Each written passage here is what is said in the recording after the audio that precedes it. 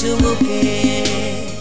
সুপ্রিয় দর্শক, আজকে আমাদের মাঝে উপস্থিত রয়েছেন ফ্যাশন ডিজাইনার সেলিনা দীপা। শুভ সকাল, কেমন আছেন? আলহামদুলিল্লাহ, আপনি ভালো আছেন? আমি বেশ ভালো আছি আপু, ধন্যবাদ আপনাকে। শুরুতে একটু জানতে চাই যে ফ্যাশন ডিজাইনার হিসেবে কিন্তু প্রচুর অর্জন রয়েছে আপনার, এবং আপনার দীর্ঘদিনের একটা ক্যারিয়ার, দেশি বিদেশি নানা প্রোডাক্ট নিয়ে আপনি কাজ করেছেন। সো ঈদ তো চলে এসেছে, ঈদের ফ্যাশন ট্রেন্ড নিয়ে এখন কি কি কল্পনা রয়েছে এবং কি কি প্ল্যানিং রয়েছে? আমরা আসলে যারা ফ্যাশন কেন্দ্রিক তারা সব অলওয়েজ ঈদটাকে কেন্দ্র করেই আমরা বড় একটা কাজ করি। তো আমাদের এখনকার যে সময়, এখন তো গরম এসে গেছে, তো গরমের জন্য আমরা একটু আমাদের ফ্যাশন ইন্ডাস্ট্রিতে আপনার প্যান্টন কালার বলে একটা কথা থাকে, প্রতি বছর একটা নতুন করে কালার আসে। তো এবারে কালারটা হচ্ছে আপনার সফট ব্রাউন, মানে নুড ব্রাউন টাইপ। তো ওই কালারটা নিয়ে আমরা কাজ করছি। আর তার সাথে কোর্স এখন খুব চলছে, যারা টিন এইজ বা উঠতি বয়স তাদের জন্য কোর্সটা, এবং যারা একটু এইজ মানে 30-40 তারাও কিন্তু কোর্সটা লাইক করছে, কারণ সালোয়ার ম্যাচিং করার ঝামেলা টামেলা নেই, এই জন্য খুব ইজিলি ওটা ক্যারি করতে পারে। একটা সময় কিন্তু ট্রেন্ড ছিল যে সালোয়ার এবং ওড়নাটা মানুষ ম্যাচিং করত, এখন কিন্তু আসলে আবার জামার সাথে ওড়না ম্যাচিং হলো সালোয়ারটা পাওয়া যায় না, সেই ক্ষেত্রে এখন সালোয়ার জামা ম্যাচিং হলে ওড়নাটা একটা ক্যাজুয়াল নেওয়াই যায়, এবং স্কার্ফ ইউজ করে অনেকে, স্কার্ফ ইউজ করে অনেকে, জাস্ট এমন ভাবেই ড্রেসটা বানানো হয় যে ওড়নাটা না পরলেও চলছে, এমন করেও অনেক সময় তৈরি হচ্ছে আর কি। আবার লুজের ফ্যাশনটা চলে আসছে, এখন কিন্তু টাইট ফিটিং ড্রেসের ফ্যাশনটা নাই, তো লুজ জামার খুব ফ্যাশন চলে আসছে। তো এই জন্য হয় কি, খুব ইজিলি জিনিসগুলো ক্যারি করা যায়, খারাপও লাগে না, যেহেতু আমরা মুসলিম কান্ট্রি, এখন ওই জিনিসটা তো মাথায় থাকে। বাট লুজের ফ্যাশনটা আসাতে তখন আর ওড়না নিয়েও তো মানে হ্যাসেল হতে হয় না আর কি। আচ্ছা আপু, আমরা বারবার ফ্যাশন ডিজাইনার বা ফ্যাশন নিয়ে কথা বলছি, সো ফ্যাশনের আসলে সংজ্ঞাটা কি একটু আপনার কাছে জানতে চাই। ফ্যাশন মূলত হচ্ছে আপনার সময় উপযোগী একটা চিন্তা, সময় উপযোগী আপনি ফ্যাশন কিন্তু শুধুমাত্র পোশাকের ক্ষেত্রেই না, আপনার খাওয়া দাওয়া, হেয়ার স্টাইল, আপনার চলাফেরা, বডি ল্যাঙ্গুয়েজ সবই কিন্তু আপনার ফ্যাশনের মধ্যে পড়ছে। হ্যাঁ, ফ্যাশন বলতে আমরা বুঝি যে হয়তো ড্রেসটাকেই বলছে, আসলে কিন্তু ব্যাপারটা না, আপনি নিজেকে কিভাবে রিপ্রেজেন্ট করছেন এটাও কিন্তু অনেক বড় একটা বিষয় ফ্যাশনের ক্ষেত্রে, এবং ওটাই কিন্তু ফ্যাশন। যখন আপনার কথা, সাপোজ আপনার কথা কেউ মনে করছে, তখন কিন্তু আপনাকে ভিজুয়ালাইজ করছে যখন, তখন আপনাকেই ওইটাই আপনার ফ্যাশন, যে আপনি কিভাবে চলছেন, এবং অলওয়েজ আপনি ওভাবেই চলেন।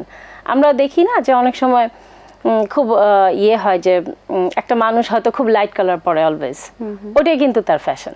তো ফ্যাশনটা হচ্ছে নিচে তৈরি করতে হয়।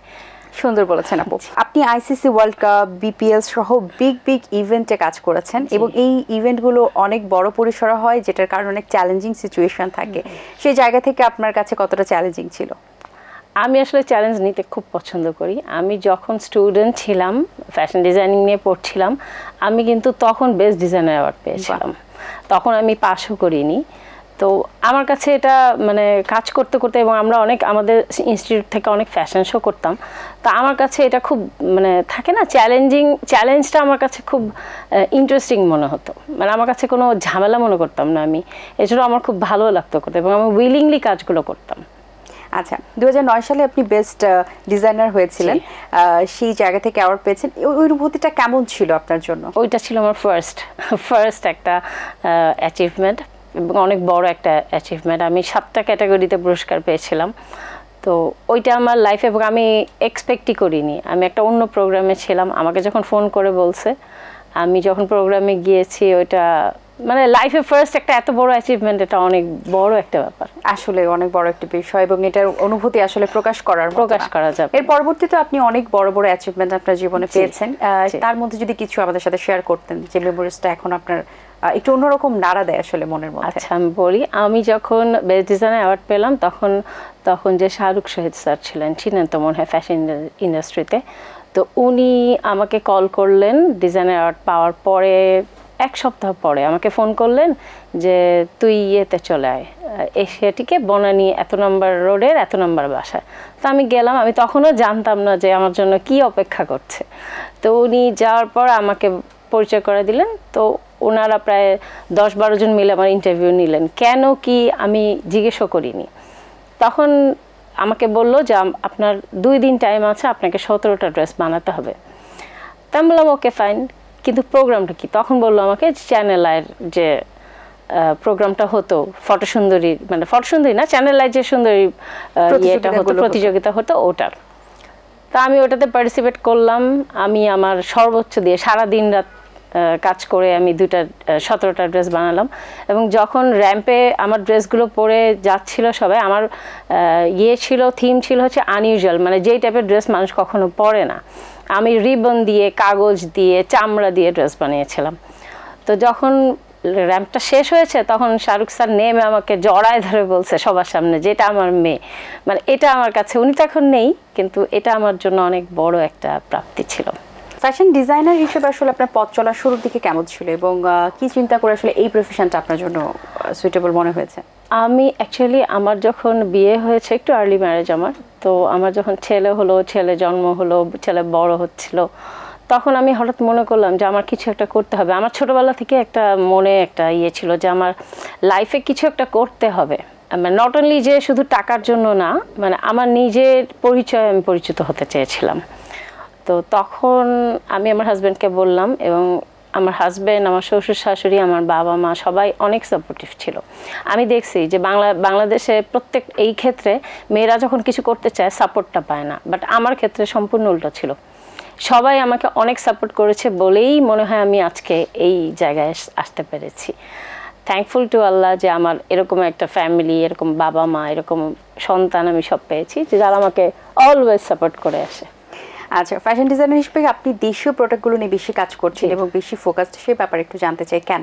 আমি আমাদের দেশের যে আমাদের দেশের যারা ফ্যাশন ডিজাইনার আছেন, আমরা যদি নিজের দেশকে আমরা রিপ্রেজেন্ট না করি, আমরা যদি বাইরের প্রোডাক্ট এনে সেল করি, তাহলে এটা তো কোনো ফ্যাশন ডিজাইনার না, এটা তো আমি কোনো ডিজাইন করছি না, আমি এনে সেল করছি, সুন্দর জিনিস কিনে এনে সেল করছি। বাট আমি এগুলো নিয়ে এত কিছু পড়াশোনা করেছি, আমি যদি এটা কাজেই না লাগাতে পারি, আমি যদি আমার ক্রিয়েটিভিটি দেখাতেই না পারি, তাহলে তো এটার কোনো মানেই হয় না। তাহলে আমি ফ্যাশন ডিজাইনার কেন পড়লাম? আমি তো এমনিও কিন্তু আমি সেল করতেই পারি, অনেকেই করছে, আমি তাদেরকেও ছোট করে দেখছি না। মানুষের প্রয়োজনে, মানুষের প্রায়োরিটিতে মানুষ অনেক কিছুই করে, বাট আমরা যারা পড়ছি ফ্যাশন ডিজাইনিং নিয়ে, তাদের উচিত আমার মনে হয় নিজস্ব যা আমাদের দেশেই যা আছে সেগুলোকে রিপ্রেজেন্ট করা, সেগুলোকে সুন্দর করে তৈরি করা, যাতে মানুষ অ্যাট্রাক্ট হয় এটা কেনার জন্য। এখন তো আমরা আসলে ফ্যাশনেবল হচ্ছি, কিন্তু আমরা যদি একটু ট্রেন্ডি ওয়েতে দেখি, কিছু ট্রেন্ড এখন আবার নতুন ভাবে আসছে পুরনো জিনিসগুলো, যেন মাঝখানে কিন্তু একটু টাইট ফিটিং ড্রেসগুলো বেশি মানুষ পরেছেন এবং এখন আবার সেই লুজ ফিটিং গুলো আসছে। তো এই যে ফ্যাশনেবল হওয়ার সাথে সাথে পরিবর্তন, একটা ফ্যাশন সেন্সের পরিবর্তন, সেই জায়গাটা আসলে আমরা আসলে কাদেরকে ফলো করে আসলে এই ট্রেন্ডগুলো নিয়ে আসি, এটা একটা বিষয়। একটু আপনাদের, যেহেতু আপনারা ফ্যাশন ডিজাইনিং সেক্টরে কাজ করছেন এবং আপনি ফ্যাশন ডিজাইনার, সেই জায়গা থেকে আমরা কি আসলে সেলিব্রিটি থেকে আসি, নাকি আমরা পার্শ্ববর্তী দেশ থেকে নেই, নাকি আমরা দেশের বাইরের কালচার থেকে আসলে ট্রেন্ডি ওয়েটা আসে কোথায় থেকে, এটা একটু আপনার কাছে জানতে চাই।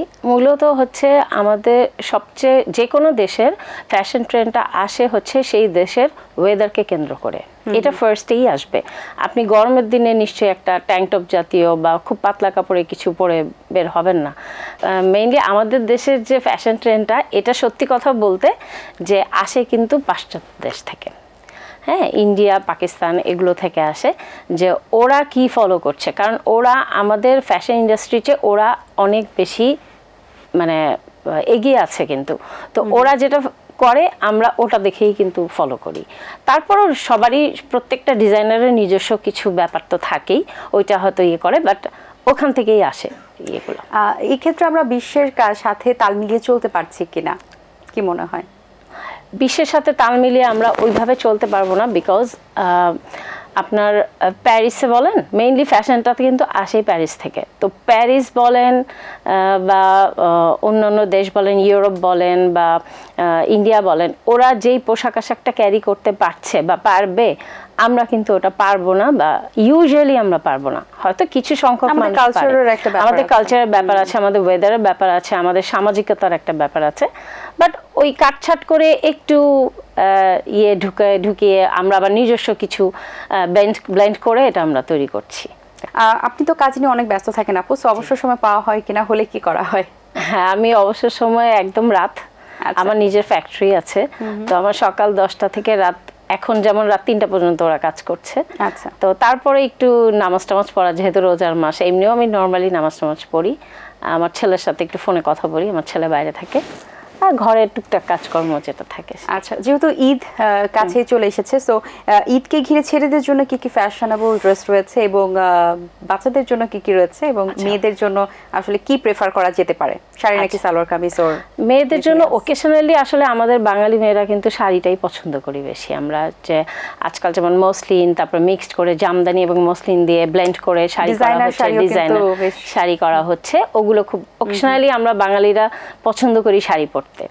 আর ক্যাজুয়ালি আমরা সালোয়ার কামিজ, একটু ফিউশন ড্রেস, একটু জিন্স কুর্তি এগুলো পরছে। আর এখন কটন, ভালো কটনটাই মানুষ প্রেফার করছে বেশি। আবার যারা জব টপ করছে তারা আবার এমন কাপড় চাচ্ছে যাতে ইস্ত্রি করা লাগে না, আয়রন করার ঝামেলাটা থেকে মুক্ত থাকে, স্ট্রেচ ফ্রি, এবং এরকম কাপড়ও কিন্তু আসছে। ছেলেদের ক্ষেত্রে আমি বলবো পাঞ্জাবির আপনার ওই অনেক এমব্রয়ডারি এগুলো ফ্যাশনটা চলে গেছে, এখন খুবই লাইট, একটু অল্প একটু কাজ, অথবা একটু প্রিন্টের কাপড় দিয়ে একটু পাইপিং করা, ভর্তি করা, এরকমই পছন্দ করছে বেশি সবাই। আর বাচ্চাদের ক্ষেত্রে বাচ্চারা তো সালোয়ার কামিজ, ফ্রক এগুলো খুবই পছন্দ করে। ওদেরও কিছু ফিউশন ড্রেস থাকে, ওদের কিছু ফিউশন ড্রেসও ব্লেন্ড করে দেওয়া হয়। আচ্ছা, অসংখ্য ধন্যবাদ আপু আপনাকে, খুব ভালো লাগলো আপনার সাথে কথা বলে। অনেক শুভকামনা রইল আপনার জন্য, ভালো থাকবেন। দর্শক, আশা করছি আজকের আয়োজন আপনাদের ভালো লেগেছে। আজ এই পর্যন্তই, আপনাদের সঙ্গে দেখা হবে আগামী পর্বে নতুন কারোর সঙ্গে। সেই পর্যন্ত ভালো থাকুন, সুস্থ থাকুন এবং এটিএন বাংলার সাথেই থাকুন। আল্লাহ হাফেজ। দিন আসে দিন যায়, সময়টা চলে যায়, তবু আছি এই বেশ ভালো। জীবনটা রঙময়, যেভাবেই হওয়া চাই, নয় কবু সাদা কালো। এই আশাতে স্বপ্ন ভাসে, সুখ হাসে চোখে মুখে, চায়ের চুমুকে।